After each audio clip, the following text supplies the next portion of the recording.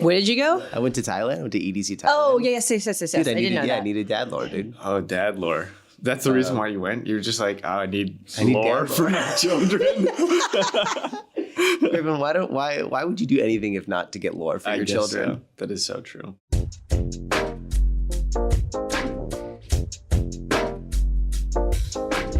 On this episode of Sips and Clips, we sit down with Griffin Fisher, a talented sound editor born and raised in Los Angeles.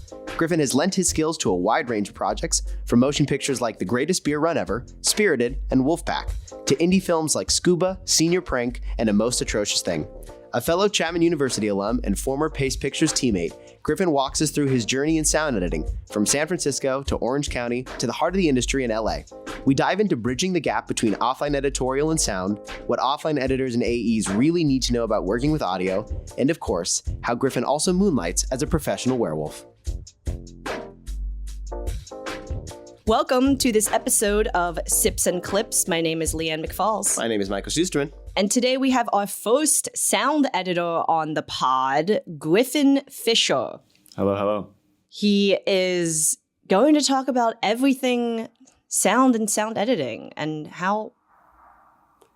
Jesus What Christ. the fuck? What dog from hell is... Damn. Wait, what? I think it was a dog. Yeah, I think it was a dog. There's a garage right here. Oh. That's horrifying. That was a terrible... That was pretty scary. Like a I was like, is demon there a from hell. demon coming to get us? Jesus. Oh my God. And we have our first sound editor here, Griffin Fisher. How's it going? He is here to talk to us about everything sound. Because what is more appropriate to have a sound editor on a podcast? Absolutely. He's here to critique all of our levels all day. This is our first episode. We're using our new sound boxes that Leanne made out of cardboard. We'll post a photo on the Instagram. It is a horrifying sight to behold. It is a little bit, but you know what? We're not making money on this podcast, and whatever does the job, does the job if right a now. microphone box company, I guess, wants to sponsor. Honestly, I'm impressed. I'm impressed. Yeah, do you like it? Yeah, I feel like them. You heard it here first, that? people. You heard it here first. Did you ever do that? Yeah, I was talking to somebody about this the other day, but it was like there was that whole era on YouTube, like when we were all children, basically, where it was like everybody wanted to like buy a gimbal, but it was like $3,000. Yeah. So you would make some gimbal out of PVC pipe. And like they'd be like, if you that. take PVC pipe and rope and you do this thing, you can like make a whatever, like what, you know, like all that kind of shit. Like you can make a slider with this PVC pipe. And so like I feel like everybody had that experience of like going to Home Depot and as like a 14-year-old and being like, I need 20 yards of PVC pipe. And people would be like, what the hell are you doing? Like, what is this 14-year-old doing? So like, I what definitely piping? made one of those. And I think it wasn't quite a gimbal. It was more like a steady cam. Like it was like a cage that would like screw on. I would screw on my camera. Never used it. I definitely built, I think I built a few of those. I built a slider, one of those things where like the camera was on top of like a plate and you would slide it along the PVC pipe. Yes. To get like a dolly. Yeah, well, I attached it to a skateboard. That's what I did. Skateboard, yeah. I also built the shoulder rig. That was like the classic one to do as well, was like build the shoulder rig out of PVC pipe. But let's start off with how we should always start off with what we're sipping on. Griffin, as the guest, we let you go first. Oh, okay. I'm sipping on an iced oat matcha, which is kind of a new drink for me. Most Los Angeles Griffin's ever gotten. That is very Los Angeles. Really? I don't know. I feel like an iced oat matcha is about as like that's about as LA as you can get. I literally started drinking this. Like next thing, sun like top's got to be down, and your Beamer is you're driving down the PCH, and now you're like fully into it. Well, okay, I have a preferred matcha drink that I do like, but I didn't want to make you order it because it's like it's a log. It's weird. No, it's really weird. Like it's tell it. It's not my drink. It's my girlfriend Mackenzie's drink that she came up with, but it's sparkling water, lemon, honey, and matcha. Oh my God. Interesting. Yeah. You can get that at Starbucks or you just make it by okay. You can't. Oh, you have to make it yourself. I went sometimes when I go to her coffee shop, like it's like that's what she makes for me. Oh, that's cute. Yeah. So were you going to ask Michael to make this drink for you? No. I would have done it for you, Griffin. I would have done anything for you, Griffin. You would have made that for me? Absolutely. I would have gotten you all the sparkling water and lemon and honey. Matcha. And all the things you could ever want. Yeah. Michael, what are you sipping on? I had a delicious, delicious cinnamon dulce latte. And before this podcast, I spilled it in my car. So I lost my beautiful baby and my car smells fucking horrific right now. So R.I.P. I am now drinking a black coffee with a bit of vanilla creamer in it. Oh, nice. So sorry. It's okay. It's my fault. Sorry to hear. My fault. I am also drinking a cinnamon dolce latte with no adjustments. Crazy. The way I like it. Raw dog in Starbucks is a dangerous thing. Yeah, well, that's why I like it. So, Griffin, why don't you start about how you know him? How do I know Griffin? Well, Griffin and I were in the womb together. Actually, I don't even remember how we met. We probably met in the post suites at Dodge, but Griffin and I went to college together. Mm-hmm. We're both film production majors, but Griffin specializes in post-production sound, and I was in offline editorial. So the editing suites and the sound suites were right next to each other at Chapman. So Griffin and I spent many, many, many all-nighters and 1 a.m.s and 2 a.m.s talking in a hallway about how tired we were and how exhausted we were and how we had way too much on our plate. And then we would say, all right, back to work, and then close the door and go back to doing whatever the hell we were doing. I do have a couple photos of you sleeping on my phone. Do you? Yeah.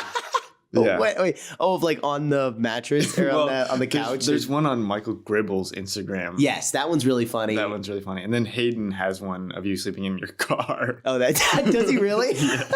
I slept.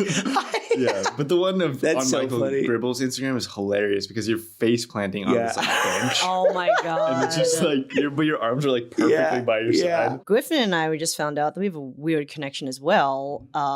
He used to work at a company that I also worked with for many years, Pace Pictures. Mm-hmm. You were the sound editor there? Yeah, I was a hired sound editor. Hired sound editor. So then were you there like every day, or were you going in when there was? Okay. Yeah. So I was there, my start in like 2015. And when did you start there? I started on Wolfpack, which was 2022, I believe. 2022. Yeah. Crazy small world that we live in. Let's get started here. Yes, let's get started here. So Griffin, I know I obviously know a little bit about you. Yeah. But for our listeners at home who don't, can you share a bit about how you got involved in your career, how you got involved in post-production sound? Right. I feel like as long as I've known you, you've been a sound guy. Even in college, I don't think you ever were like, oh, I'm going to go be a colorist or anything like breed. that. Yeah. I feel like there's not many people, like I feel like in college, at least for on set, but it was always like, everybody needed a sound person because no one ever wanted to do it. And I definitely had to be like the sound mixer on set, holding the boom a few times just to get on set. But I feel like there's not many people. That was the first job I did on set, was mixing sound. And I loved it. That's still my favorite job on set. If I ever do people's shorts or whatever, it's like I love mixing and doing boom. Only because it's like, it's the job I get to do. Well, for one, I don't really want to be on set. So if I have to be on set, it's the one job I get to do where like no one's yelling at me. Well, like the AD's yelling at me, but like I've got no like immediate HOD that's like yelling at me, being like, "Oh, go do this, go do that." Like I'm in charge of it all. That's true. I'd so much rather be the data manager. I just get to sit there, wait for the card, and then people are like come up at the very end of the day, and they're like, "Oh, well, I'm like, not done yet. Gotta wait." Nope, you gotta wait for me because it's not done. Gotta wait. Don't leave. I get the fact that you're in charge of your own thing, but like nobody listens to you. This is also true. Yeah, and nobody cares. True. Like that's why I need room tone, and they're like, "Shut up." Yeah, well, I mean, like if they were your friends, it'd be a different story. But like some sets I worked on, like they didn't care at all. But prior to Chapman, how did you decide sound? How did you get prior to Chapman? I mean, I went prior to Chapman. I always knew I wanted to go to film school, and I knew I wanted to be in post-production because of my mom, and I grew up in that environment. Was your mom in also sound? No, she's a film editor. Oh, okay, film editor. Yeah, so I grew up in the post-production environment, and I just like loved that. Griffin's a Nepo baby. Yeah. You didn't know? Oh. Well, wait a minute. Where are you from? I'm from LA. Okay, you are from LA. Yeah. You don't know? Do you know Griffin's mom? Have you met her? No, Deborah Neal Fisher? You've mentioned her. Yeah. Well, actually, up until this job is like the only job that she actually I was going to say, you're not a real... I mean... gave to me. Yeah, I wouldn't call you a Nepo baby. I think you're in a different field. Like you've done your own Yeah. But Yeah. I guess. you know what? Yes, you are, Griffin. You are Nepo baby. Okay. Michael, make up your mind. Making my mind. Yeah. You are. No, you're not. Yes, you are. Actually, Everyone's you know a Nepo baby. You ever hear that joke? It's like someone's a Nepo baby for some. It's like my dad's not a Nepo baby. He's like, he poured concrete, and it's like poured concrete. That means you have an in the civil engineering space. Sounds like a Nepo baby. He was a lawyer. He was a Sounds lawyer. Like that you Sounds got like you've got a leg up in the government. Yeah. Sounds like you know some law, so you can really handle the politics of a cutting room. Well, I'll get to that part of the story, but it's the way I wanted. Yeah, so I knew I wanted to be in post production. It was more so like towards the end of high school. I definitely knew I wanted to be in the arts for sure. Okay. I did a lot of painting actually in high school. Oh, okay. So I almost did that. But it's interesting for me. I guess explain to me how I understand you growing up around your mom working in editorial. Yeah. So I get that. But I've worked a lot of offline edit jobs. Yeah. My time spent in the mix is a very small part of my job. Like, and that's really the only sound part of my job. Right. So how are you learning about Sound? Like that's kind of a different Yeah, I didn't world. really learn about that until like later, like my senior year of high school. I mean, I knew sound mixers through my mom and like family friends. So like my mom's one of her best friends is a sound mixer. Oh, okay. Her name is Anna Belmer. She's also a huge inspiration for me. Did you ever think about going in editorial? Yeah, for a little bit. I don't know. I liked the creative flow of sound more than picture. And rather than it being like you have to build the story up from scratch, which I know some people like, I kind of liked the enhancing aspect of it. So like you're kind of you are helping the story and choosing creatively how to show this picture or listen to this picture more so than actually building it up from the ground. Okay. It is interesting. I always feel like a movie doesn't feel like a movie until you get your first stem back and you're like, oh my God, like you just like, so something can look like a movie, whatever. But it's just that there's that, and we try so hard in Avid to like make it sound good, but you're just like, it's always got that roughness to it until it finally goes through a proper pass. And then it's just like, there's like a new shine on your car. You're literally like, oh my God, this thing has come alive. So I totally know what you mean. So you realize this is what you wanted to do senior year of high school? Yeah, actually more so probably freshman year of college before I transferred to Chapman. Because where'd you go first? I was at SF State for a year, and then I actually didn't take any film classes, but I knew kind of it wasn't the right fit for me. So you decided for your freshman year of SF State, you're like, okay, I actually really am serious about this film thing. Yeah. Are you talking to Anna, being like, I really appreciate what you do. I want to do sound kind of thing. Yeah. I mean, I knew the process because I was like around it as well. But when I made my application film, actually, it was already at Chapman. Yeah. I transferred into Chapman as undeclared, which was kind of risky. Oh, really? Yeah. Oh, you didn't go straight to Dodge? No, I didn't go straight into Dodge. I didn't get in from high school. I did apply. Then when I was undeclared my first semester at Chapman, the prompt changed to a character making a dramatic decision. So I kind of connected more with that. Then like I knew I wanted to do sound at that point. You knew you wanted to do sound at that point. Yeah. And so I kind of really detailed the sound of that short. And then obviously I applied into sound, so they liked it. Well, I know you know, I mean, we did a million things together at Chapman and spent a million nights next to each other. Yeah. But yeah, we shared a bit. Sometimes I gotta add my own sound effects to the podcast. But I'm curious what your career has been like. Give us the short and sweet post grad. I mean, you and I both graduated in a very weird time. Very weird time. We graduated in the middle of the pandemic. From your perspective, what has your career arc kind of been like? Yeah, I can talk about now first, I guess. Sure. What do you want now? I do want to be more do more union projects, but it's just like harder to get those, I guess. These days. Yeah, as a freelance sound editor especially. Yeah, I mean, you kind of just have to like reach out to as many people as possible and see if anything sticks, which I haven't done yet because I mean, I'm fortunate to be working on something right now. So, but it's non-union. But you graduated in the pandemic. What was your first gig? What I did after college was basically I just Googled a bunch of sound supervisors, shot my shot with like... Really? Yeah. You just cold emailed them all? Yeah, I cold emailed them all. I feel like these days I have been cold emailing a lot of people. Yeah. Was that first show on the line? No, it was The Greatest Beer Run. Oh, that was your first film you ever did? Yeah. Oh, wow. And what was your position on that film? Yeah, was it sound editor or was it? No, it was technically Foley editor. Because, Foley editor. Yeah. Okay. So basically, my cold emails, one of them stuck, and it was Andrew DeCristofaro, who's the sound supervisor of that movie. He works at Sony, and yeah, he responded to me, and then when I met him, he knew who my mom was when I met him, and then he was like, hey, like, we need more sound people, and I want to help you out. He got me in the union by letting me work on that movie for 3 weeks. And then, I got in the union, and then I did On the Line with him after that. But on The Greatest Beer Run, basically they would send me the Foley footsteps, and then I learned how to sync footsteps for 3 weeks. I was basically going through just doing footsteps, frame by frame of the movie, just doing footsteps. That's insane. But I would occasionally also do like regular Foley as well, like props and stuff. So they would send me their props session, and then I would make sure like the punches and whatnot, clothing clothing rustles and everything.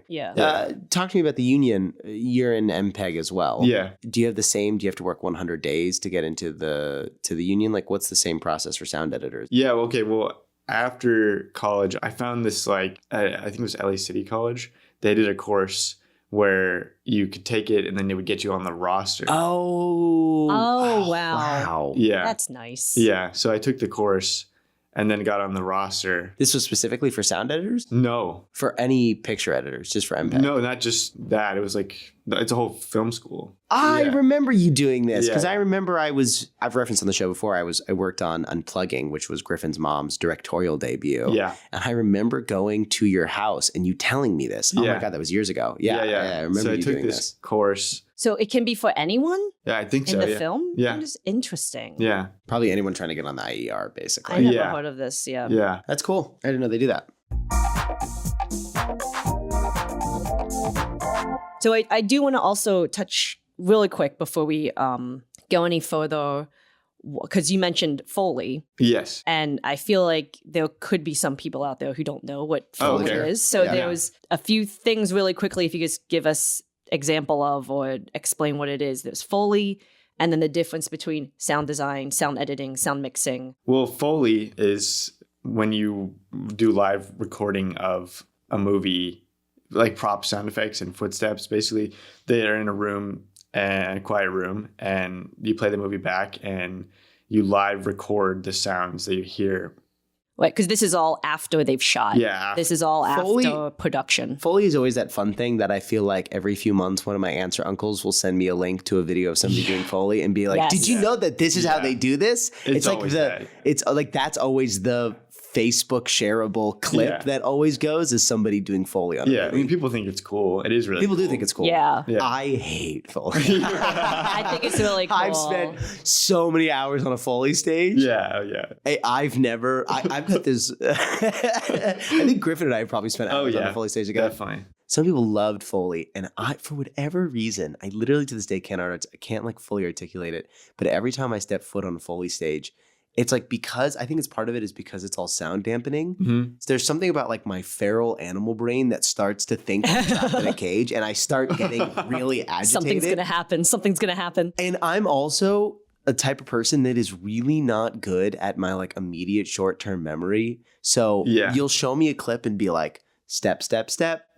Pang or whatever, and I will immediately, the moment the beep beep, it's all gone. And it's I'm all gone. Step, shit, fuck, and I'll miss the thing. Like, I'm terrible with the timing of that stuff, and then I get mad while I'm in there because it's sound dampened. And then like you're yelling at the dude in the back who you can see through the glass, and you're like, da, da, da. You're yelling at her, and they can't hear you. And oh my God! Then the voice of God comes down or whatever, and it's too loud, and you just get mad. I just used to get so mad on the Foley stage. It's a hard job. It's so hard. Yeah, I mean, you really gotta because they gotta move fast. Like they gotta move really fast. Yes. And it's one guy doing like everything, or one person doing everything as fast as they possibly can. Usually, probably even doing footsteps and other stuff at the same time. So I do want to ask too, because this is a question that I've kind of wondered: is nowadays they still do Foley, or are you grabbing sound effects from like a sound effects library? It depends on the budget. Okay, so on a higher budget film, you'd be using Foley? Yeah. Okay. Yeah. And a lower budget film, you're grabbing sound effects. I'm using my library. It's also, I've seen it on our shows. It's faster if you do Foley. Like a really experienced Foley artist will get you a full sound design faster than you could lay in audio effects and sound effects from a library. It's just like literally faster. So speaking of sound design, difference between sound design, sound editing, and sound mixing. So once you like the Foley is covered, they kind of send it back to the editors and the supervisor. As the editor, I would so I'm talking about Wolfpack on this one. So I was the sound editor on that project as like mostly hard effects like backgrounds, doors, cars. I would try and cover as much as I possibly could on a screen. And I would overlap with Foley a lot, but I didn't have to do footsteps. So I knew that was the one thing that would be covered fully. So then I would like import the Foley session into my session and then compare what I have with the Foley, see what was better, change it. But as the sound editor, I mean, usually backgrounds are also not covered by Foley. So sound editor is doing you're doing the initial soundscape, where you're doing the soundscape in your Pro Tools project, laying in sound effects, timing everything out, ingesting the Foley, like you're doing the edit of it. How is that different from sound design? Yeah, sound design, well, it's kind of, they're all overlapping territories, but a sound designer's job is to like make a new sound for a specific thing. But that's the design of it is also... That's not a Foley artist. It's different from a Foley artist, because like you can make that however you want, I guess, with like plugins and I see what you mean. Sounds. Yeah, you're like making new stuff. Sometimes like a big budget feature will hire a specific person to make a new sound for the movie. So if I'm doing a laser beam or whatever, you can be like, and I don't know how to do that, I'll give that to my sound designer to be like, what do you think this sounds like? Yeah. What do you think this is emblematic of? This isn't like this isn't Clothing Russell. This isn't like a sound we're all comfortable and normal with. Yeah. But as like the supervisor, also it's kind of your responsibility to help design that. I see. Part of the film or is TV the sound designer like an HOD? Are they like the head of the department, or is that is that a supervisor? Supervisor. And you'd call that a supervising sound editor, right? Yeah, supervising sound editor, which is what I want to do. Gotcha. Okay. Yeah. And then a sound mixer is levels. Yeah, basically they're the ones that are sitting on the stage, messing with the levels and surround sound, EQ. Oh, they do EQ as well. Yeah. Everything having to do with sliders. Yeah. Sliders. The moment we get to a slider. So it's funny. I think for a lot of picture editors, it's funny because I do think that there's a growing consortium of, especially on offline AEs, who are learning more about online, and even sometimes will know a lot about visual effects and color and everything. And then we get to sound and it becomes this like black box that nobody really understands. like if I think you could go to the best first assistant editors today and say like, what's the sound workflow? And they go, I do a turnover. Question mark, question mark, question mark. I get stems back. Like, so true. Yeah. You know, all I know is obviously I know the deliverable files that we give you. Yeah. We give you AAFs or OMFs or whatever. Talk to us like we're 2 years old. Okay. Walk us through. You get the AAF. What is a workflow like during the edit? Yeah. In terms of what that's like when you're giving us back stems, and then what is the workflow like for delivery, for final, you know, do you have stage, you know, like we have editor's cut, director's cut, blah, blah, blah, blah, blah. Do you have stages like that? Like, how do you manage it's stuff? more so like individualized, specialized roles, unless I'm doing everything myself on a short feature or a small budget feature, you know, but yeah, it usually goes to individual people rather than like steps. Like, the dialogue editor will start on the dialogue, you know, do their fill edit, which is basically like you're taking the AAF, like the audio that you guys cut from production, and smoothing it out so that it sounds coherent together without any processing on it. Gotcha. Okay. So that's the first step in dialogue edit, is the fill edit. And that's adding in room tone, that's doing the basic mix. Yeah. No EQ, you're saying, no plugins, no anything. Yeah, well, I mean, there's a plugin that some people use, or I use it too. It's like, it's from Isotope. Basically, it learns the sound profile of the clip without the dialogue in it, and then extends that background noise. Oh, so like you can basically generate room tone, basically. Yeah, you're basically generating room tone. That's really cool. Oh, yeah. Okay, but outside of that, you keep it clean. Yeah, so then once that's all coherent and clean and everything plays smoothly together, then you start running your processing and audio cleaning. Gotcha. So you can run Isotope, Dialogue Isolate. There's this plugin that's De-Russell. de-rustle, de-click. I like de-rustle. De-rustle. Yeah, basically you go through it. And as you're doing your fill edit, you can mark specific points that you know are going to be a problem and then come back to them later. It's cool. I mean, I used to not like dialogue editing until recently, until I like learned like the full breakdown process of it. It's like solving a puzzle almost. Like, Do you use the oral exciter?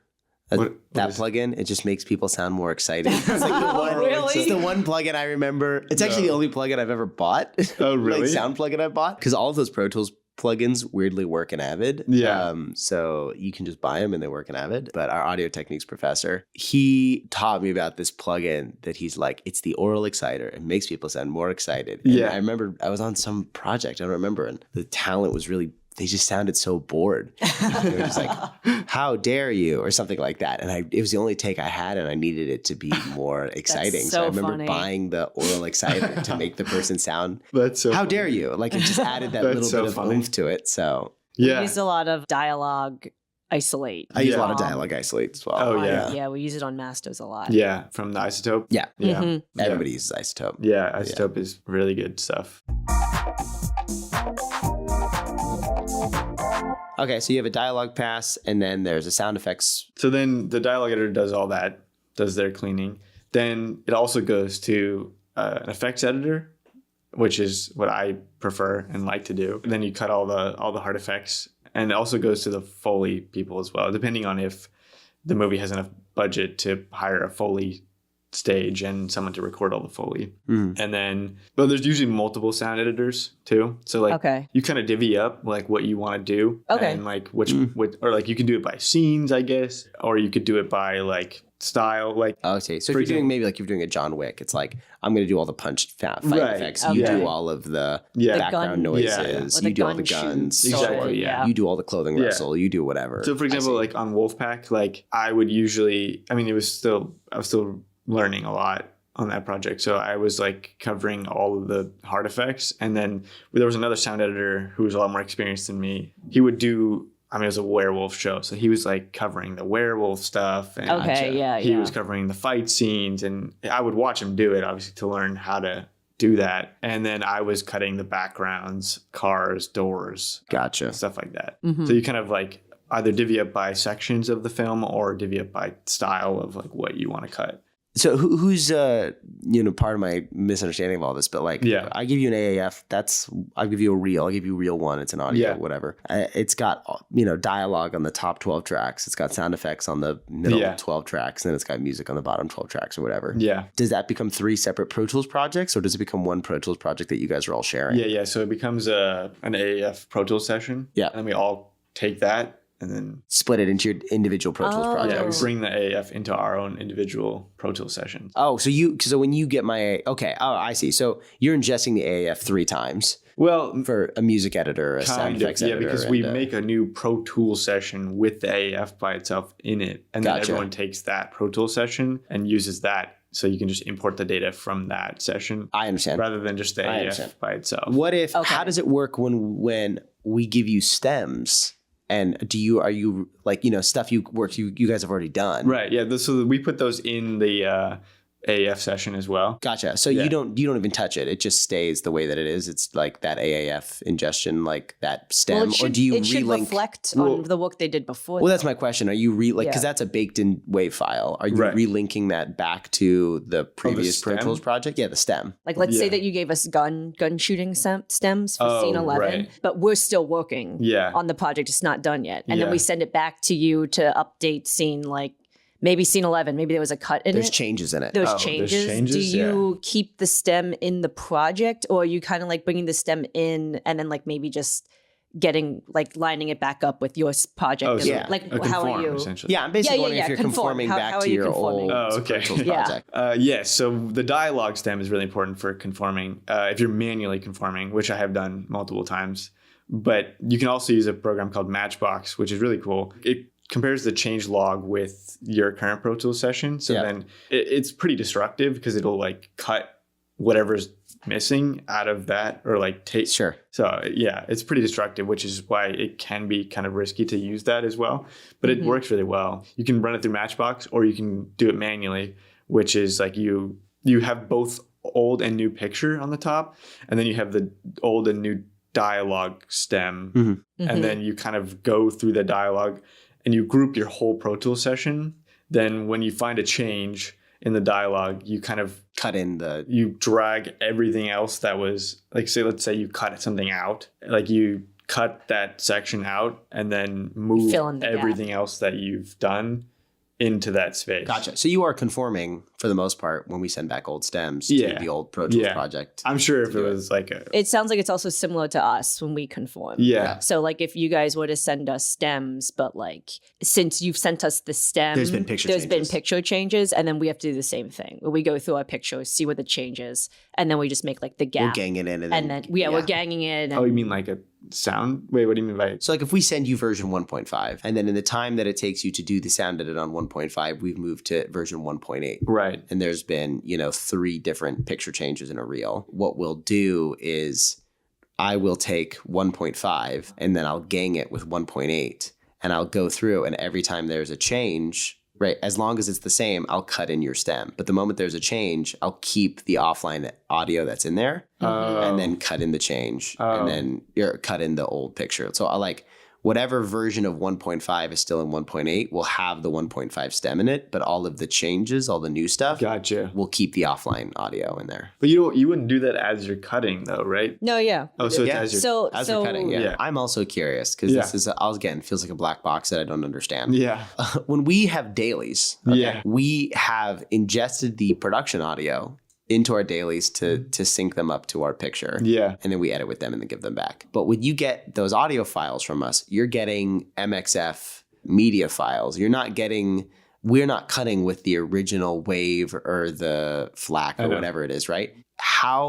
If our new time code that since we've matched it in is different from the time code of those original audio files, how do you go back to the original FLAC or WAV files? Oh, you mean like replacing? Yeah. How do you swap out that old MXF audio with the original Pro Tools? Or do you use the MXF audio? Well, sometimes I do. Okay. I mean, on a short film, I'm going to use the MXF audio. Yeah, I'm going to use the MXF audio. But you basically use that's why the notes from production are really helpful, because if it's logged properly, then I don't know what plugin it is, but it'll basically know how much of the audio is used in each raw production file, and then place it into where it's supposed to go. Yeah. Oh, wow. Yeah. It's based off a time code. It's based off a time code, yeah. So the original time code, the source time code. Yeah. If you're cutting in, we're just cutting in like track 1 for the mix audio. Well, they have the original sound files, right? Yeah. So when we send them an AAF that has like embedded or copy, my point though is it's not always that clean. There are times where they didn't use JamSync on set, and the picture time code is different from the sound time code. Yeah. And in picture editorial, we prioritize picture time code always over sound time code, which means when you sync those things together, you can lose the original sound time code because it's taking the priority picture time code instead of the sound TC. It depends how you sync it, whether you're doing an Avid or Resolve, but you can blow away that sound time code. You can completely get rid of it in a normal workflow. That's not like a abnormal workflow. Well, also, there's another way of doing it, and that's lining up the waveform. There's a plugin that... Oh, waveform sync. Waveform sync. Yeah, like an Avid as well. Yeah. So basically, it scans the whole production audio and then syncs it based off of the waveform. Gotcha. Yeah. I did remember the names of those plugins if you want. Oh, okay. Yeah. Lay them out. Go for it. Well, so not sponsored by.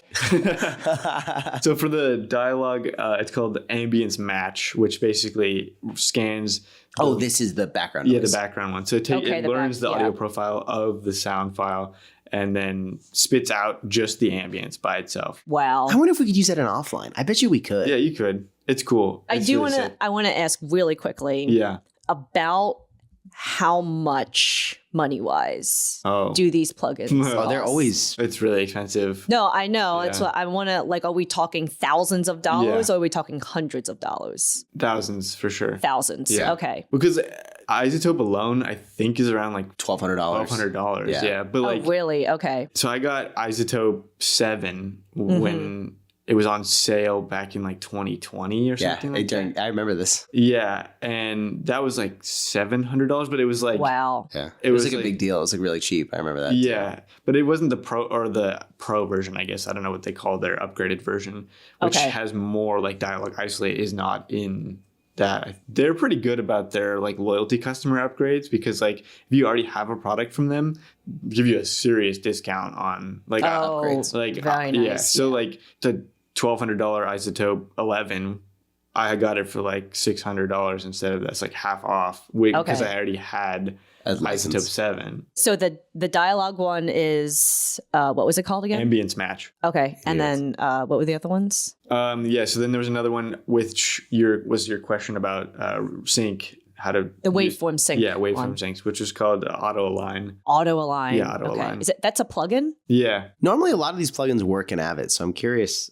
To go look up some of this stuff. I mean, that's what I was wondering too. Yeah. It's almost always all of them. Like when you look at it, it'll be like, because it's the same company. So yeah, I was going to say it is all like Avid. The UI is looking identical. The UIs between Pro Tools like Dialogue Isolate and Avid Dialogue Isolate are exactly the same. Yeah. I mean, I think, Isotope, it can be run as its own app. Yeah, the two. Yeah, there's the Isotope like audio. Yeah, but the problem, people do that in Avid. Yeah. Once you do that, you can't change it. You have to so you're destructive. It's destructive. Yeah. So you can't change it. You have to go back out to the audio engine to redo it. So you can get finer tune control and you can make it sound a lot better. Yeah. But again, I'm always of the opinion that like I've seen what Pro Tools people do. Yeah. I could spend weeks trying to copy what a Pro Tools person does in Avid and wouldn't even come close. Like we're stuck on frame. You know, we have to do everything by frame. So we can't do any subframe audio editing, which just like immediately hinders our ability to do like damn near anything in terms of quality to Pro Tools. Subframe editing, for somebody who doesn't understand, is editing between frames. So like normally you have 48K 24-bit, so that's 48,000 samples a second. So, you know, we can only work 1 frame a second, 24 frames a second. We have 24 moments where we can make changes. Audio editors can have 48,000 moments. Yeah. Insane. You know, where they I have a little funny joke every time I do that because like you can zoom in your timeline to the 48,000. Yeah. Oh yeah. That's insane. You can go like I don't think it's the 48,000 exactly, but like every time I do it, like I have a director next to me, like we're working together. I'm like, all right, it's time to go to the quantum realm. Definitely though. Yeah, I do that all the time. It's really funny. All right, so then sound design, sound editing, sound mixing. You're breaking it off into different departments. And what is this is kind of more of a personal question, opinion. Yeah. So you like to do sound effects. Yeah, I like sound effects. Is there a particular sound effect section that you like to do? Do you like to do guns? Do you like to do foots? Do you like to do, or just all of it? Just like all of it? Or do you ever record your own sounds? And then like, if so, what's the weirdest sound you've ever made? Yeah, actually I did that recently. It's not weird though, but I mean, I was working on, actually there's a short film and there's a commercial that were both skiing related. That I was working on kind of similarly close to each other. And I went skiing and I had brought my microphone with me. Did you? Skiing. And are you one of those guys that brings a microphone everywhere? Well, and you like record. Yeah. Are you the next Blowout? Am I John Travolta? Yeah. You're gonna kill a motor. You do have a mullet. Yeah, I do. Yeah, you do. Yeah. I don't bring it everywhere, but like if I need something, I'll record it. So like I knew I was going skiing and I knew I was working on this short film. I brought it. I thought it'd be funny as well, and it was. But I was recording myself while skiing, and then I used those sound effects in the short film and in the commercial that I was working on. So that's cool. I feel like it's like you kind of have to, it's just kind of like a different brain to like be like, oh, I'm gonna go on like a skiing vacation. I should bring my equipment because I'm gonna need to record the sounds of my skiing. Are you just sticking your audio recorder with the microphone that's embedded in the audio recorder down by your skis, or do you have a boom mic with you that you're like it's like towards your ski? Like I had a dead cat. Oh, I can explain what that is. A dead cat is like the fluffy thing around the microphone. Griffin went out and murdered a cat. It's the fluffy thing around a boom mic. It eliminates outside noise. It's like wind. So you brought a full-ass dead cat and blimp? Like Yeah. you brought a full thing. Yeah, but it wasn't the whole boom pole. It was just like the end of it. Still, you're going down the mountain. Yeah, I was like, that feels, I don't know how to relate it, but it feels like it's almost like it's like a Back to the Future-esque where you're like holding the pole. You're like, I gotta reach 88 miles per hour. Like this thing. People are like, what the hell is he doing? Like, I know. I would have loved to see you look like some like atmospheric researcher or something. Yeah, that's probably, like, I've got to speed down. And nobody do this really thing. questioned it though, which was the funny part. So what is your favorite thing to work on? Like sound effect Sound-effect wise? Skiing? Do you like going on skiing? It's actually really fun, surprisingly, to do. Yeah, skiing it sounds stuff, fun. It sounds like a lot of fun. I mean, I always love using my own voice. Like on Wolfpack, I got some chances to work on that. And we got sponsored by this company called Krotos, and they have a plugin called Reformer Pro.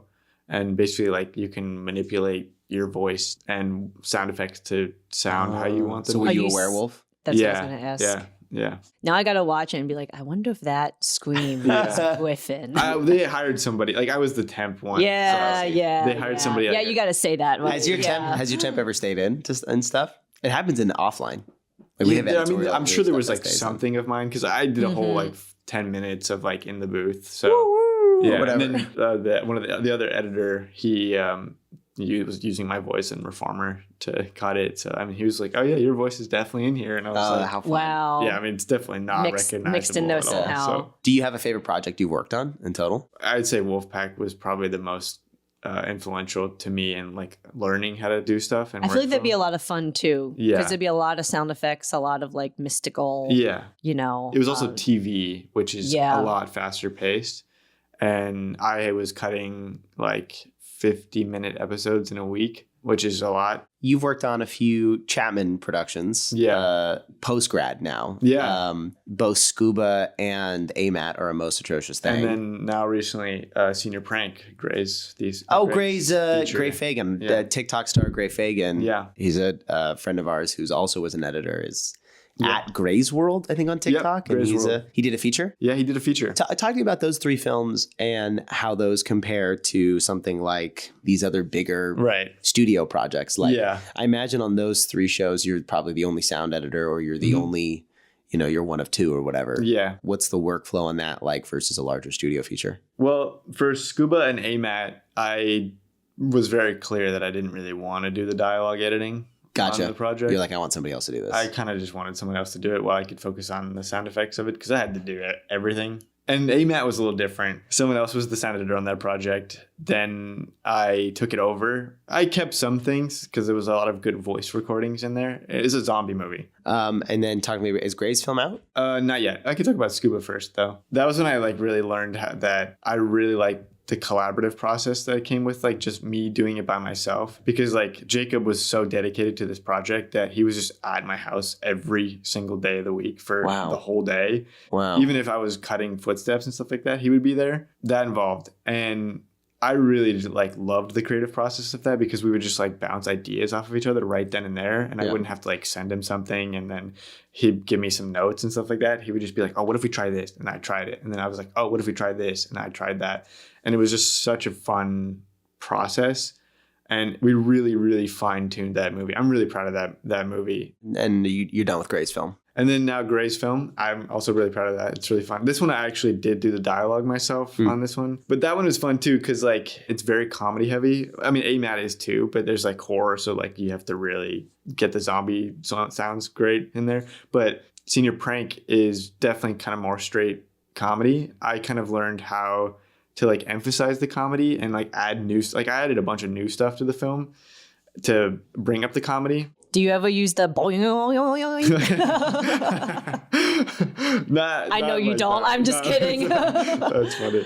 For example, like the opening scene of that movie is like this teacher going into a library and discovering the aftermath of a prank. But it was a little confusing as to what we were looking at. You weren't like clear right away that it was like, oh, this is a prank from like high school. So what we did was the first like minute of black, we added a whole new story element of these kids doing the actual so you're prank. hearing them like giggling, running around. And it's me, Gray, and Jonah, the editor. Wow. So we added the whole element of the prank actually happening, but it's not shown on camera. It's all on black. How funny. How interesting. Yeah. Oh, cool. So that was like that one of is those really things that like cool. they discovered this in the offline that this was a problem and you were like, we can fix this in the sound. Like they did a couple test screenings and it was like not really clear what's happening. And I mean, we kind of just had the idea to, That's great. what Yeah. if we just make the prank? Well, kind of speaking of working with offlines, obviously most of our listeners are offline AEs or offline editors. Yeah. So I feel like the unfortunate probably truth of it, which is, we kind of referenced earlier, but like the sound people are the really the true unspoken heroes of post-production.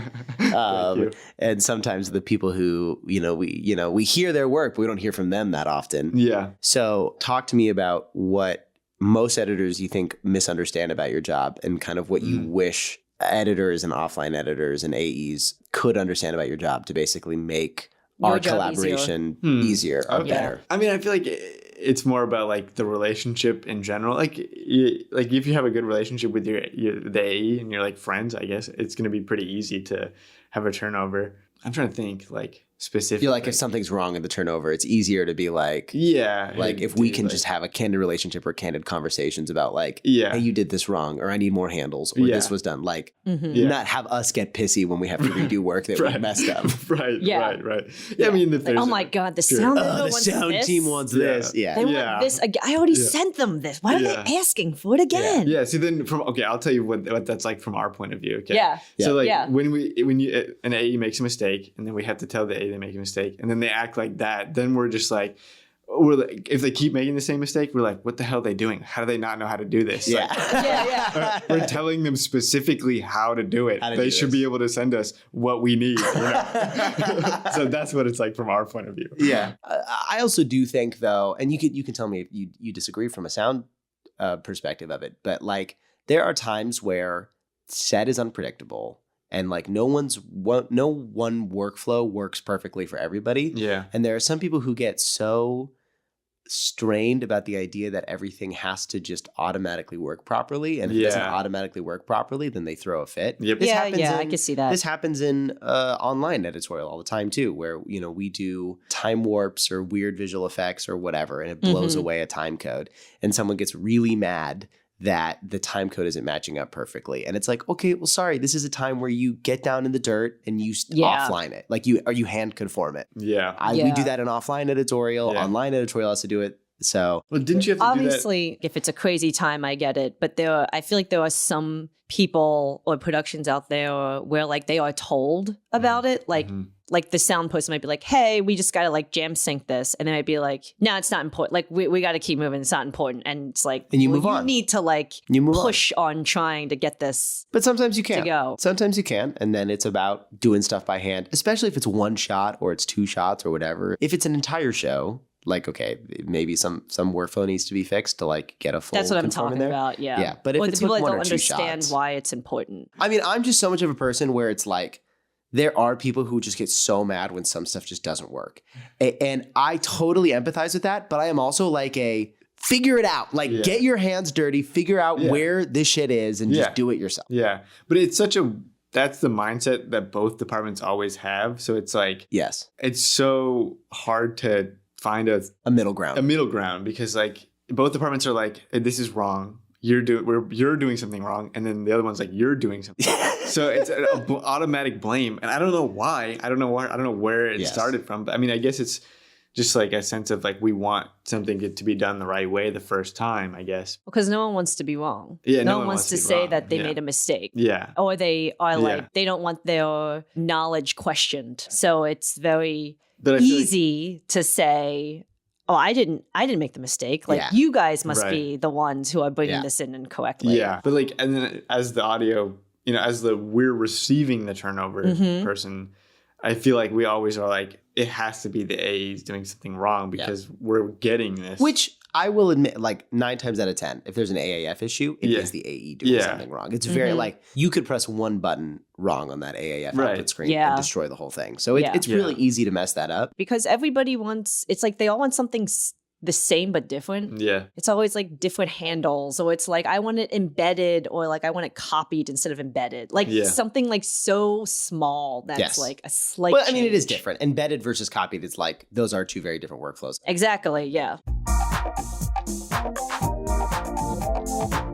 I do really want to touch base on two things. One, the difference between when you're just getting the audio from offline and you're working, and then you go to a stage. Yeah. Because we always are giving you turnovers for the sound mix, but then when there's a stage mix, we have to give you kind of like not completely different, but like kind of a different set of turnovers. That's interesting. I've never done that. Oh, really? Really? I've had stage turnovers and I've had mixed turnovers. Oh, no, I've said the same. I see what you're saying. 'Cause That- usually, like the stage turnover, I mean, sound is almost like complete in a sense. Mhm. So when it goes to stage, we kind of have our own turnover to stage. Right. In Yeah. a sense, usually a mixer has their own template that they like to use, like a Pro Tools template. Then we kind of like conform to that essentially. It is nice to know if we know who the mixer is going to be before, to see if they have their own like template and stuff like that. But otherwise, if not, we're just going to work out of like our own template.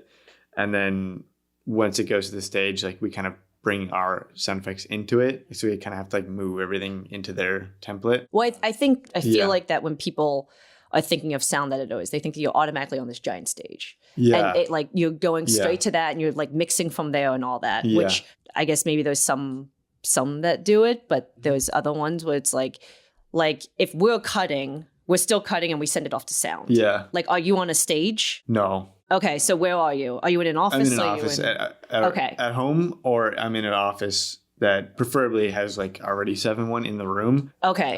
If it's a big movie, yeah. But I only have a stereo setup at home. I should upgrade eventually. I do want to upgrade eventually, but yeah, like I'm cutting in stereo at home on headphones. And then the stems that you're sending us while we're still cutting, they're coming from that computer. Is that correct? Yeah. Okay. Yeah. And then when everything is locked and we're sending it off to final coloring, the stage and all that, that is when you guys are all going to a mix stage. And then are you adjusting the levels like there, or like what's different between that and then you like in an office? Yeah. So usually all your bases are covered before you send it to the stage. Mm-hmm. There's standards for all of that, like on how to cut, concise, keep everything organized. And then when you send that to the stage, usually there's a stage editor as well, which I actually really like that job. It's really fun. It's usually a producer or a director that's like, hey, like, can we get this to change? Or like, can we add this to there? And so then that's the stage editor's job to like add a new sound effect into the template that they're mixing out of right on the stage live. It's kind of fun. It's fun. It's a really fun job because it's like you got to be live, quick reaction. Yeah, live, quick reaction rather than like long-term like planning of, I need to build this like this. But it's like a quick, can you fix that punch? It doesn't sound right. You're like, okay, real quick, like let me just change that. And obviously it wouldn't sound right on the stage because it's a different sound. Like it sounds different on the stage, obviously, than in like an office. Yeah. Like that's where you're like, like you're finalizing, like, this is probably what's going to sound like in the theater. Yes. So we're going to have to adjust because it doesn't sound the same. It should sound pretty close, like really similar. I mean, obviously we're listening on headphones, and then if you're in an office like with speakers, then it's going to sound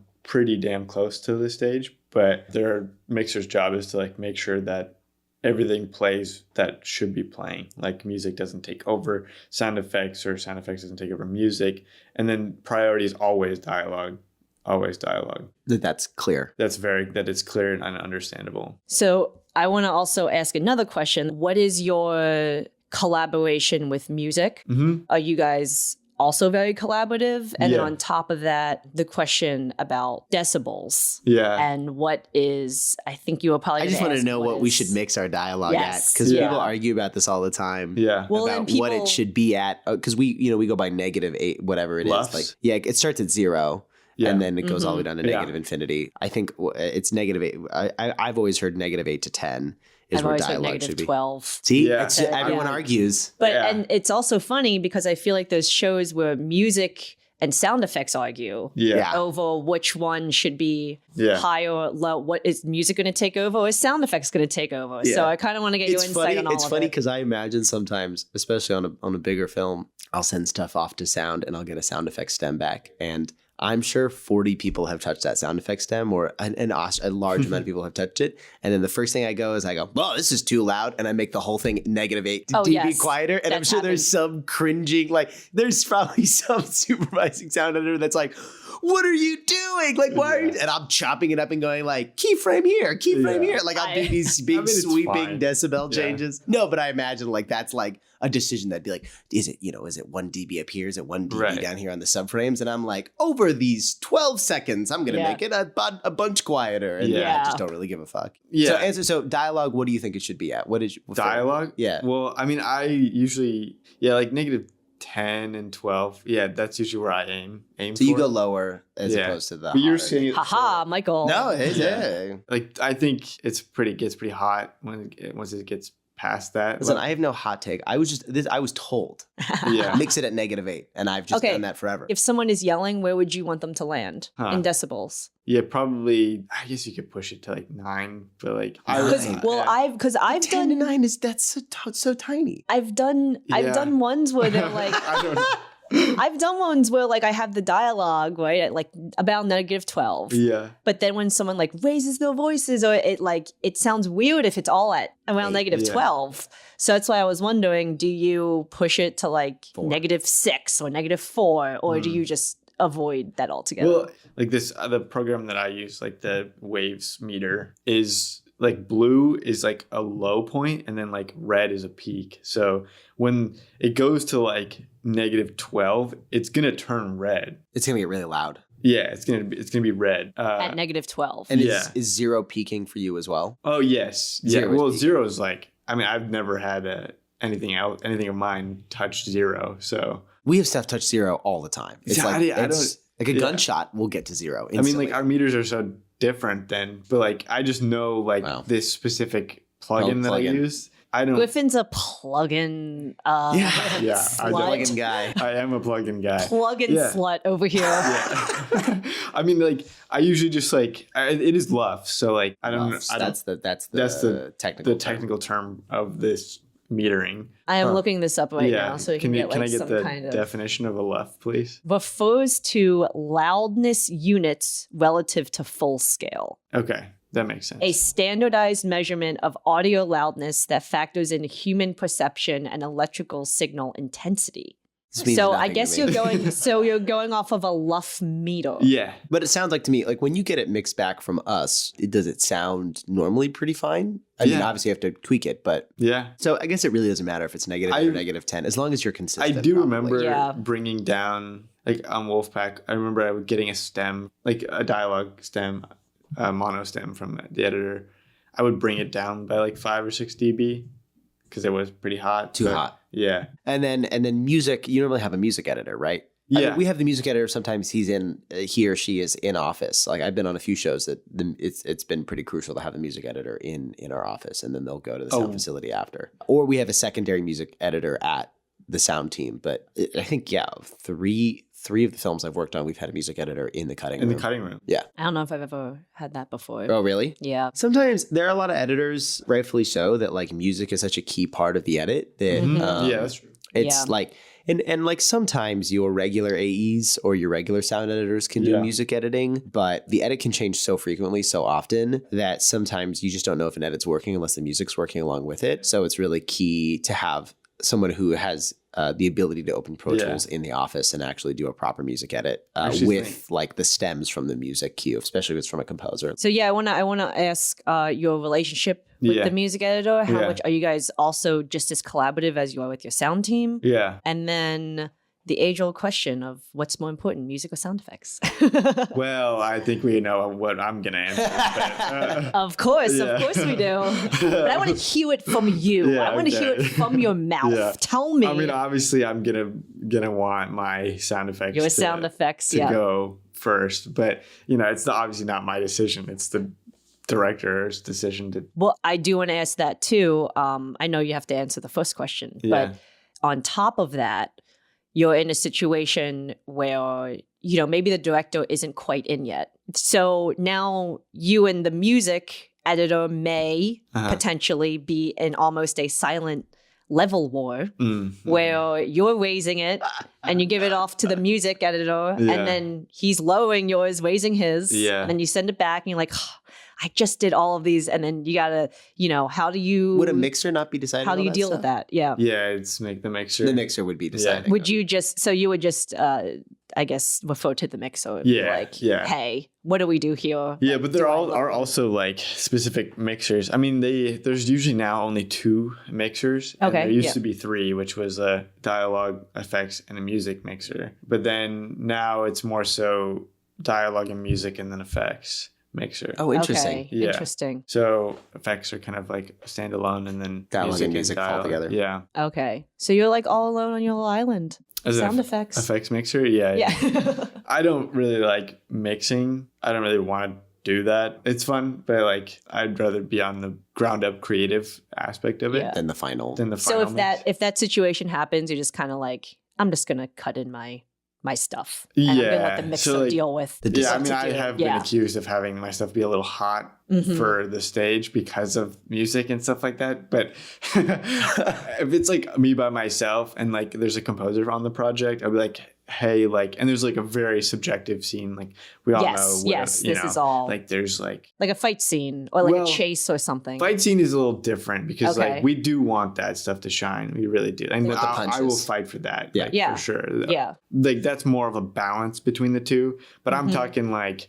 if there's a very subjective, like flowy dream sequence or something. Underwater, let's say, or something like that. A lot of different things could take priority. A lot of different things could take priority. And so it's like if the music makes something cool, like, yeah, all power to them. Like, I think that's really cool. Or like, and then even if I'm using like a drone or something that's already some musical, like a synth or something. Yeah. I'm not going to fight the music on something like that. So yeah, I feel like that part is pretty collaborative. I do like to like let them do their thing and then like I'll do my thing. And then once we hear both of them, like we kind of come to the decision which one is cooler, I guess, and which one sounds better. So that's where the collaboration is. Yeah. Are you, it sounds like that you guys pretty much like kind of leave each other alone until like the final thing. We do get music like turnovers, I guess. So we kind of are talking just because like we want to know what areas are being covered, especially in the score. Right. And then we can also work off of that. And then if we have a really idea that we really want to be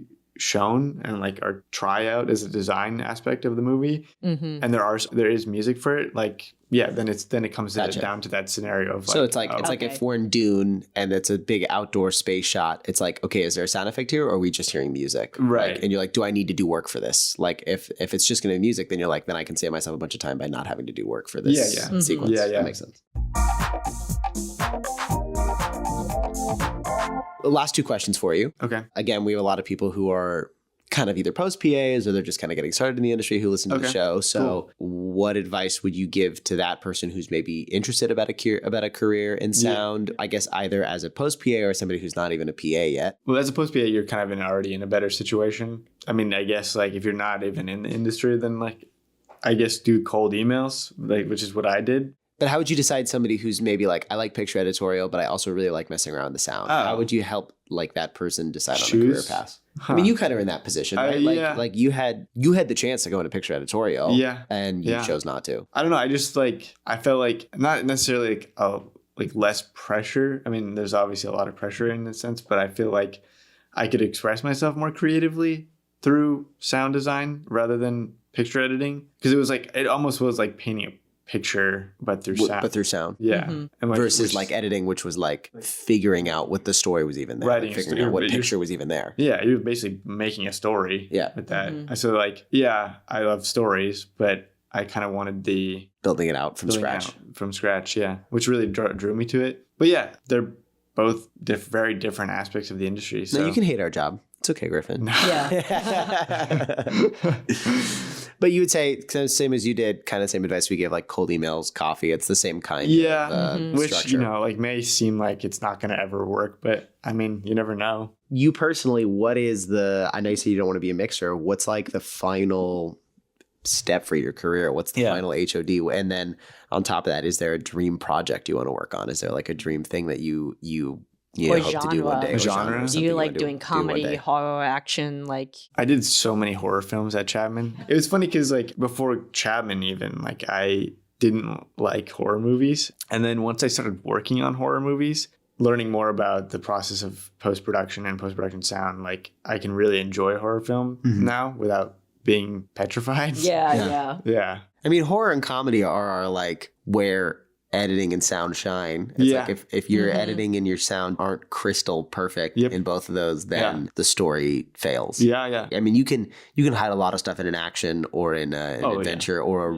romance or whatever. You can get away with a lot more. It's because usually in the horror, like say it's a monster movie, if you don't get that monster right sound wise, it's not scary. It's not gonna be scary. So I guess horror is that'd be really you like fun. that genre. Yeah, because it's really challenging. And then what's the final step for your career? What's that final position? I really want to be a sound supervisor. Is that a supervising sound editor? Is that like the official title? Yeah, supervising sound editor is the official title. I've seen that title before. Yeah. Yeah, it's more of like kind of being a director of sound. The sound department. And you kind of manage a team of people. Your dialogue editor, sound effects editors. You work collaboratively with the mixers, and you're on the stage. You get to voice your opinion as well, but it's kind of like being in charge of building up that painting from the ground. Do you do that do you normally have a team that works on like a bunch of movies at the same time, or are you normally just on one film or one show? I've seen supervisors do that. Multiple shows. A couple shows at once. But it's normally too much. Yeah, it's not that common. Like you kind of do project to project. Because you are also cutting. Like I don't want to stop cutting any sound effects and dialogue. So you kind of do stuff on your own. I mean, you really got to experiment as well. So it's like the same thing as a picture editor. You do project to project. Yeah. But you're managing a department, but you're also actively involved in the creative. Yeah. Awesome. All right. I think we've reached that point of our show. Splice and spew point. Splice and spew. Splice and spew. So you have a minute and a half to talk about whatever you'd like. Do you want to go first, or do you want? Wait, I don't want to go first. Do you want Is to go it first, like Liam? anything? Anything you want. Anything. Something you want to talk love, about. something you hate. I've talked about mullets. I've talked about Pokemon cards. Whatever's on my mind in that day. All right, my spew for today is about the fact that there are not enough disposable needle spots. Oh my god. In LA. So I give myself shots for medicine, like allergies and stuff. I have like 2 full Sharps containers of these used needles. I have tried to go and dispose of these things like maybe 3 different times and gone to 3 or 4 different places. And people either don't take them or I have to drive all the way to like Northridge or Marina Del Rey to even find a needle disposal spot. CVS won't take them. Hospitals won't take them. Even when I go and I'm like, hey, do you guys take like used needles? And they're like, no. I'm like, do you know anywhere close that I can drop these off? They're like, no. And I'm like, what? I went to a biomedical disposal facility and they did not take drop-offs. They let like people, I guess they were for like companies, like bigger companies. But like I literally walked into the office and was like, hey, I've got some used needles. Can I drop them off? And they're like, we don't take drop-offs. And I'm like, what? They're like, maybe some sheriff stations do. So I went to a sheriff station. They're like, oh yeah, some of them do have drop-offs, but like we don't. What the hell? I went to one down in Marina Del Rey because I was meeting someone down there. Went to one. There was a Sharps box, but it was closed. And they were only open mainly like Saturday, Sunday from like 9 to 3. There was one that was around the corner from me. Then it closed / I think that they like tore down the building or whatever. And they were like, please reference the Glendale Center. And then you look at the Glendale Center online and it's like, Glendale Center is closed, no longer in operation. And I'm like, dude, what am I going to do with all? I finally found a spot, but I was really pissed. Wow. Oh my God. Every time I try and go and drop off I'm not doing drugs, guys. This is like Zoleo medical shots for myself. I have to take every 2 weeks. Like, it's I've the seen red those in like biohazard. bathrooms where they're like, you can drop your needles off. Yeah. But like, Also, it feels like one of those things that's crazy to me. There's not more infrastructure for that because you feel like that should be really easy to do. I was going to say also, it's crazy because of how much California is all like eco-friendly. Like they want you to be they don't want you stepping on eco-friendly. needles. Like you're not supposed to throw these out in the trash, but there's no easy way to do this. So that's my spew for the day. Wow. You have one? I have one that's like kind of specific. Go for it. It was really weird. Like, okay, so obviously the Minecraft movie is coming out. It's out. Yeah, it's out. Chicken jockey. Chicken jockey. I'm gonna see it tomorrow. I think I'm seeing it tomorrow. Okay, I get to the Century City Mall and I see this like big like thing in the middle of the mall, but there's nobody in it. Okay, and I'm walking by. And I got really excited. Okay, I got like really excited about it. It's for the Minecraft movie. It's for the Minecraft movie. Like I was like, holy shit! There's a whole event like happening here. And like I walk by it, and there's like I see like the chicken jockey or like the sheep, and then like there's a zombie there, and there's like a whole like farm with carrots and watermelon. And I'm like, oh this is like a really elaborate like setup. Wow. But there's nobody in it. Maybe one family is in there, and they're just like these kids like running around playing with the they didn't even play with it. They're just like big statues, but like they were running around having a good time. There's like tables. It seems like an eating area, and there was like also a little shack. There was a person in there. There was also only one entrance too, and there's a guy standing in front of it. And I'm like, hey, can I go in? And he's like, no, it's a private event. And I was like, what? I'm like, dude, there's like one family in here. Like, what do you mean I can't go in here? Like, what the hell? And I didn't understand. He's like, yeah, this is a fully private event. You can't go in here. And I was so confused and disappointed that I couldn't go into this thing. Dude, I'm so sorry. I got to go in. It was like on a You weekend. got to go in? It was massively packed. It was shoulder to shoulder packed, but I got to walk around. I have photos of me in there. I'll show you photos. I took photos with the creeper Go again. and the zombie. Guess and you got to everything. go again. Is it there Because still? that Century City Mall always does movie pop-ups. Was it a in private that corner. thing? No, it was promo for the movie. It was like a whole event. You could go play Minecraft in there. They had like computers set up to play Minecraft, and you had like. Was there like a security guard in front too? Yeah, there was a bouncer, but Yeah. I just signed up on the list and I got to walk right in. Oh, where? Like on It was right next to it. It must have just not been open, but it was right next to it. You could. But there was sign a up. family in there. That's Someone- crazy. Maybe someone it was some must have reserved Lionsgate, the some spot. executive family that got to go run around there privately It or was something. weird. But I'm so sorry to get you. I was like, dude, that shit was cool. Yeah, like, what the hell? I don't know. Okay, I'm gonna rave. You know what I'm gonna rave about? I'm gonna rave about simple video games. As people who maybe listen to the show know, I'm a colossal fucking nerd and I love same. video games. And I never owned a PlayStation growing up. So I bought a PlayStation about 2 years ago, and there's been like this huge back catalog of all these really famous PlayStation games that I've been working my way through. And famous games from the past and famous games kind of from the present. And it's been really fun to like play through a lot of these like really classics like The Last of Us and God of War and stuff like that. And so this is kind of both a splice and a spew, because I started playing a game called Ghosts of Tsushima that everybody loves this game. I am so bored. I cannot stand this video game. And I played about 15 hours and I got like actually angry being like, I hate playing this game. But normally when I start a video game, I don't stop playing the video game until I finish it. I try to like force myself through discomfort. But holy shit, was I so fucking bored. And people are like, I know there's gonna be people who are like, you didn't like it was amazing. I'm sorry. I was bored out of my fucking tears. Also, it's a ninja game. You either can play as like a samurai or as a ninja. And I obviously want to play as the ninja. I want to be sneaky and I want to kill people. Yeah. The game is mad at you if you play as the ninja. Your uncle says like you're bringing dishonor, and I'm like, Really? let me like you are. They're like you're a bad person if you play as the way. ninja, and I cannot stand the fact that I'm like this is the ninja game. Stop making me feel bad for playing the ninja. Yeah. And then on top of that, the dialogue is so boring. It's so boring. I'm like my eyes rolling in the back of my head every time I play this fucking game. The other part of that is I've started playing this game that went really viral on TikTok the other day called Repo, which is Oh, I this, love like, Repo. oh my god, We should play. Oh, we should play. It's like this Yeah. little horror game where you play as little robots and you Yeah. run around a haunted house and you have to repossess objects for your like robot company. And it's so simple and it's so dumb and it's the most fun I've had in years. Yeah. So to video game designers, you do not have to do super authentic, proper to the historical time period if it's not fun. Like video games, same thing with movies. It's like the core premise of it is it's fun. And if you're not having fun, then what the hell are we doing? So I'm sorry. Ghost of Tsushima won 1 million Game of the Year awards. It's so boring. And the one fun part of it, I get yelled at for having fun with it. So I'm done. I gave up on it. I played about 15 hours and I didn't finish it because I was like, I can't stand it. I can't do it. I cannot get accosted again for having fun in your boring boring fucking video game. See, I never played that game because it looked boring. It's so boring. I didn't really have an interest in playing it. So. All right, Cassidy. Okay, I'm going to do a spew inspired by Michael's. I'm also a big gamer. I'm going to complain about something that's in a lot of video games, and it almost always sucks, and that's weapon durability. Because the only games I've ever played that have done weapon durability in a way that actually feels thought out and fun are the newer Zelda games. It's actually a part of the fabric of the game design. Whereas in every other game, like Skyrim or Dark Souls, it's just, once every 2 hours, you need to stop having fun and then go through a menu and fix your weapon. And it's poopy, and I hate it, and it gets a -5 out of 10 when they do that. Okay, what about like if it's ammo?